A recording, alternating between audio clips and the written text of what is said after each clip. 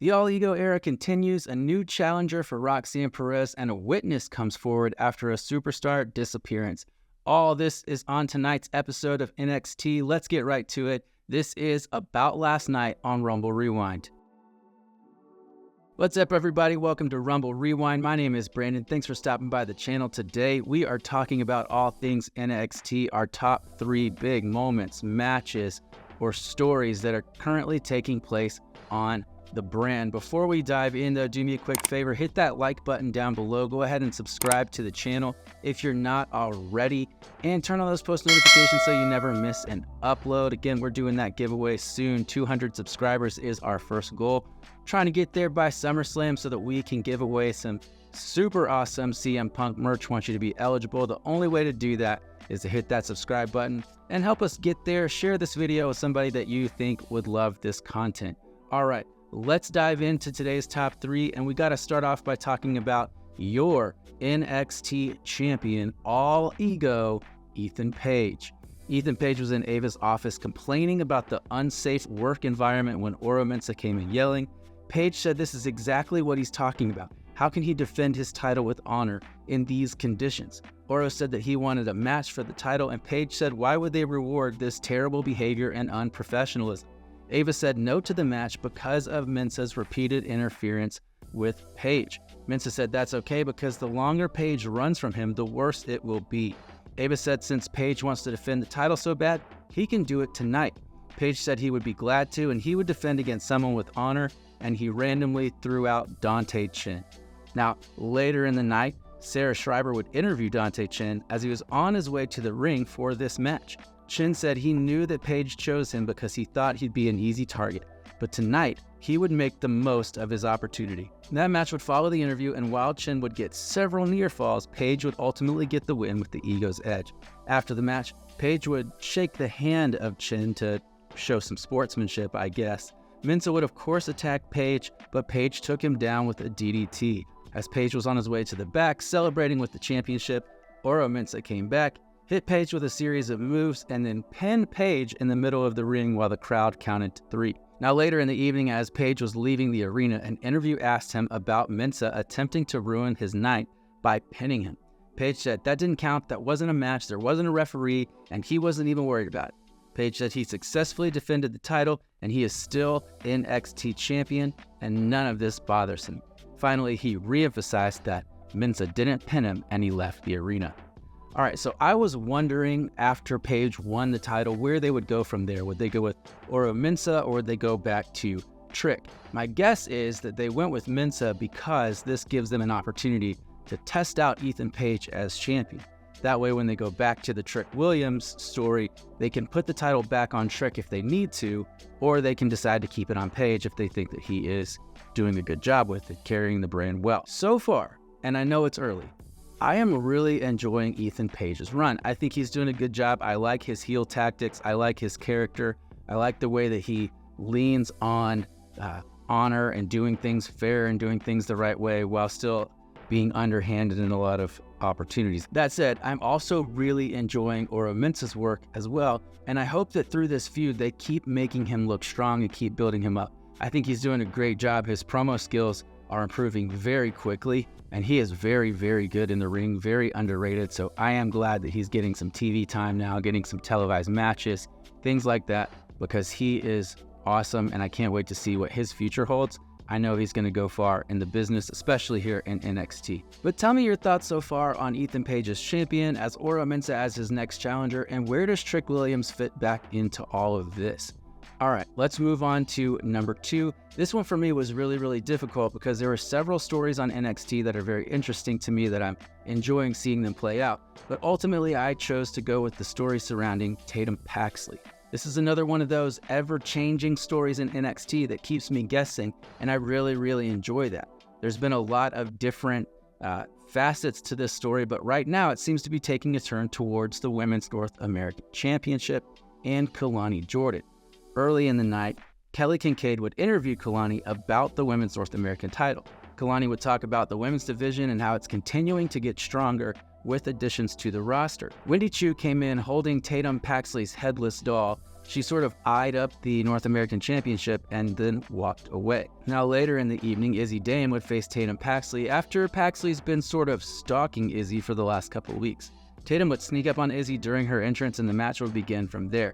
Dame hit quite a few power moves and a lot of power offense until Wendy Choo came to ringside. At that point, Paxley would take control of the match. A little more back and forth would follow, but eventually Tatum would get the win with the Psycho Trap. After the match, Choo would return the headless doll to Paxley, so it does look like maybe Tatum could finally have a friend. Now later in the night, Kalani stopped to talk to Tatum backstage. Paxley asked her if she wanted to play. Kalani, completely oblivious to what she actually meant, said that they're too old for dolls, thanked Tatum for the invite, and left.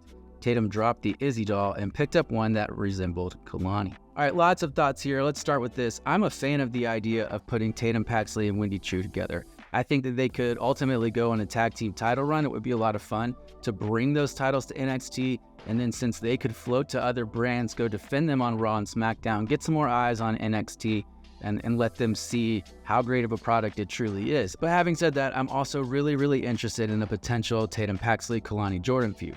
Tatum's character has been obsessing over titles and over championships, over gold ultimately, and I would love to see her finally get her hands on some.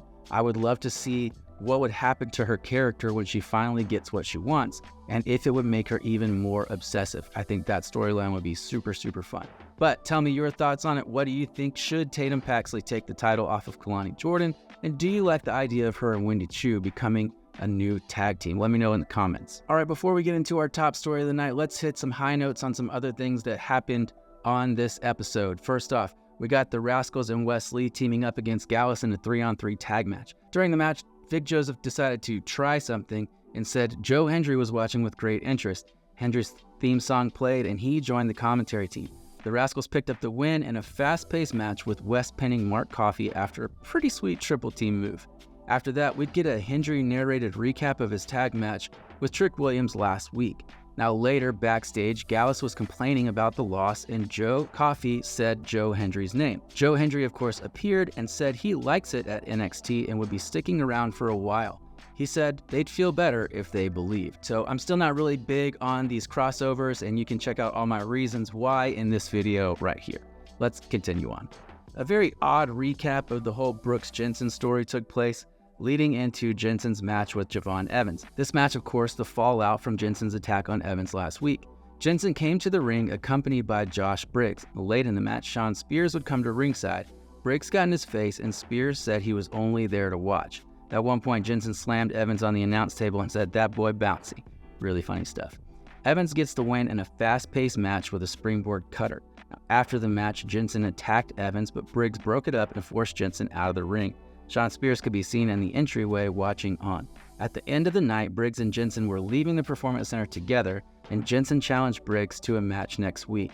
As Briggs tried to shrug it off, Jensen said, "Let's make it no DQ." Jensen then got into a car and left, so I'm wondering, does Sean Spears drive a sensible SUV? This one almost made my top 3 because of a very intriguing story, but let me know your thoughts on the whole Briggs and Jensen situation. All right, let's continue on. Cedric Alexander and Ashanti the Adonis were seen backstage talking about the opportunities that NXT brings. Ashanti starts talking up Jakara Jackson and Oro Mensah steps in saying, "We're not doing this again," obviously referring to Lash Legend and Trick Williams' secret situationship. The two of them will now face off next week at the Great American Bash. And honestly, for me, this match between Ashanti the Adonis and Oro Mensah just feels like an opportunity to have Ethan Page attack Mensah and get some revenge. All right, next up, let's talk about Lola Vice for a second. Backstage, Kelly Kincaid would interview Lola Vice about her loss at Heatwave. Lola talked about how close she had come and said she would be back. Fallon Henley, JC Jane, and Jasmine Nix interrupted and continued selling their anger at constantly getting passed up over for rookies. They told Lola that she's a fighter and she should go back to MMA. Lola said she is a fighter and she is looking at her next opponent.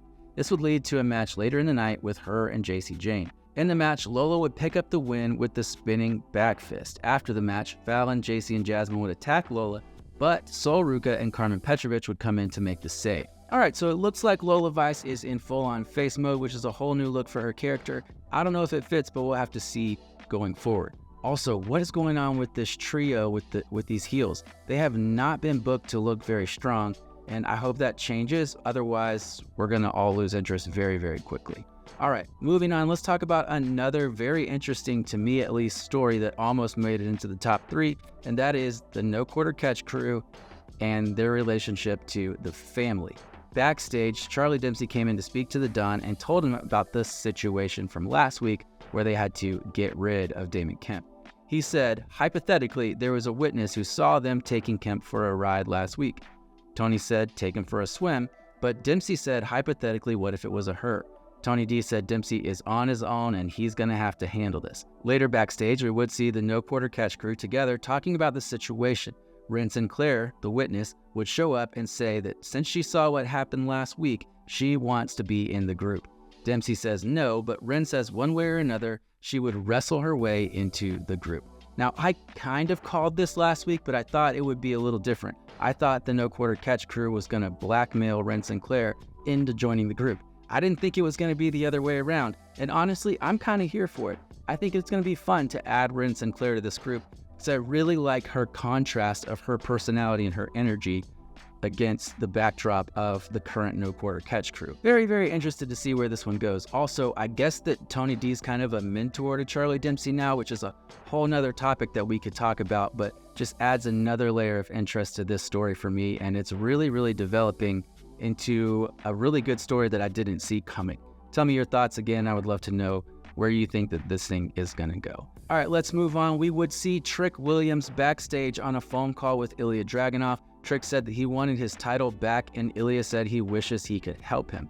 After the phone call ended, Trick Williams saw Pete Dunne off to the side and approached Pete Dunne asking him for advice. Dunne simply said, "Figure it out," and walked away. So I guess we are getting a full Pete Dunne heel turn, and I'm kind of here for it. I hope it does add some dimension to his character. He's been floundering in the tag team division for a while, from the Brawling Brutes to the New Catch Republic. We really haven't seen a lot of character work from Pete Dunne, so I'm hoping that we get that in this new phase while Tyler Bate is out injured. All right, last thing before we move to our top story of the night, that would be OTM taking on the OC in a 3-on-3 mixed tag match. The OC would come out ahead in this one and pick up the win. That puts OTM and OC at 1 win apiece, so I'm guessing we'd get a blow-off match for this one somewhere on the Great American Bash. All right, let's move on. This episode's top spot has to go to Chase U, mostly because it is kind of wrapped up in 2 really, really interesting stories. Early in the night, Kelly Kincaid interviewed Chase U's Andre Chase and Riley Osborne about Duke Hudson's upcoming match with Obafemi for the North American Championship. As the interview began, she mentioned Roxanne Perez, which caused Thea Hale to leave and Ridge Holland to go after her. Chase and Osborne talked up Duke Hudson and said that no one can touch Hudson when he's on his A game. Following this segment, we'd see Roxanne Perez on her way to the ring. Thea Hale tried to attack her in the backstage area, but Ridge Holland stopped her, and Roxanne had no idea that happened, saying that she's so self-absorbed that she's not aware of her surroundings. Roxanne then came to the ring and cut a promo demanding respect, saying no one could touch her. She said not Lola Vice, not Julia, and not Stephanie Vaquer, and certainly not her next opponent, Thea Hale. Thea came to the ring and told Roxanne, go ahead and doubt her, because she's broken doubters' noses and broken doubters' arms. Roxanne came back and said Thea's not ready and reminded her of Chase throwing in the towel in Thea's last title match. A brawl would take place, and while Perez would get Thea in the crossface, Hale reversed it into a Kimura and held it until Ridge broke it up. Roxanne grabbed the title and escaped to ringside. Later backstage, we'd see Ridge telling Thea that if she'd broken Roxanne's arm, there would be no title match. Thea said that makes sense, and at this point, Hudson came in and the rest of Chase U hyped him up for his match with Obafemi. That match would be our main event, and it was incredible. It's definitely one to go back and watch. Both guys put in some really, really solid work here. Hudson got in some great offense and even hit Femi with the Stratisfaction, as well as some other high-flying moves that aren't typically seen from someone his size. Even still, Femi eventually won with the Fall from Grace powerbomb to retain the championship. All right, so for me, this story just keeps getting more and more interesting. As I've said before, this story is truly a roller coaster with Chase U. One day they're up, they're all united, and one day they're on the verge of splitting up and falling apart. It keeps me guessing, and this is one of the things that I love about pro wrestling. When you think you've got it figured out, they swerve it. These constant changes and swerves and spins and twists and turns are part of what keep this story really, really interesting. But like I said, this story really encompasses two stories. So let's first just look at Roxanne and Thea. Roxanne sucked all the suspense out of the debuts of Julia and Stephanie Vaquer, and I love it. It makes me kind of think that that neither of these women are going to be the one to unseat Roxanne because she called it out. So while I don't think we're going to get some shocking debut and surprise title change, I do think we're going to get a shocking title change because of the way that this has been framed, because of the way she's talking about Julia and Stephanie Vaquer. I'm beginning to think more and more that it's actually going to be someone like Cora Jade that takes the title off of Roxanne. I think that Cora is getting closer to an in-ring return, and the two of them have been kind of going at it back and forth on social media a little bit. And I think that Cora may come back sooner than people thought she would, and at that point, she may be the one to take the title off of Perez and allow Perez to move on, probably to the main roster at this point. But we will have to see where this all goes. Currently, though, my long shot pick for who's going to take the title off of Roxanne is her former best friend turned bitter enemy, Cora Jade. Now, let's get back to Duke Hudson and Obafemi. These guys put on a banger, and like I said, you should go back and check it out if you didn't see it. Don't take my word for it. Go look at it. Duke Hudson is probably one of the most underrated superstars in NXT. His in-ring work is phenomenal. His character work is great. Earlier in the night, we saw a video package just telling a little bit more about his history in NXT that I didn't know because I wasn't watching NXT until he was part of Chase U. I saw the very beginning of his Chase U run where they were suspicious of him and people were trying to tell Chase U that eventually he would turn on them. Since then, I've loved the whole story arc of Duke Hudson into the MVP, but I don't think that he gets enough time to shine. And I hope that that changes going forward. I hope they continue to build him up. I can see him as an NXT main eventer, and I can see him as a very successful main roster superstar down the road. Tell me your thoughts on Chase U, though. Did I get these three top moments right? What was the highlight for you? Now, overall, this show I think was really, really good. Unlike this week's episode of Monday Night Raw, which you can check out here, this show had some great storytelling and great matches. Raw was really lackluster in the matches this week. But for NXT, we got the Rascals and Gallus, we got Ethan Page and Dante Chen, we got Duke Hudson and Obafemi. All of these matches were really, really good and really, really exciting. And even though I 100% knew the outcome of all three matches, I still found myself sort of buying into some of the false finishes, thinking that maybe they would swerve me and put the championship on Dante Chen. That sounds crazy, but the match was that good that I really started to buy into it. And so for me, I think that this one slightly edges out Monday Night Raw. It wasn't like action-packed edge of your seat from beginning to end, but it was really, really solid. So for me, I'm giving this one a 7.75 and putting it slightly ahead of this week's episode of Monday Night Raw. Don't get me wrong, the Wyatt Six story is all time, but NXT being a show that was really, really solid from beginning to end kind of gets a better score from me than a lackluster show that has one really brilliant spot. But tell me your thoughts. What do you think? Do you agree with me? Did I get it right? Did I get it wrong? Let me know in the comments. I would love to know your thoughts, and I would love to interact with you down there. Well, that is it for today. Thanks for stopping by Rumble Rewind and hanging out for just a little bit. Before you go, don't forget, do me a favor, scroll down below, hit that like button, hit that subscribe button, turn on those post notifications. We're still a small channel trying to grow, get this content out in front of more people. Every one of those likes, every one of those subscribes really, really helps us to do that. In fact, if you know another NXT fan that you think would enjoy this content, share this video with them, and again, help us get to that first goal of 200 subscribers so that we can do the CM Punk best giveaway in the world. We would love to do that before SummerSlam so that you can celebrate his potential in-ring return in style. Hey, if you love NXT and you want to continue talking about it a little bit more, click this video right here. Let's talk about how all these TNA crossovers are affecting the brand as a whole. Well, hey, thanks again for hanging out with me a bit on Rumble Rewind. We'll see you on the next one.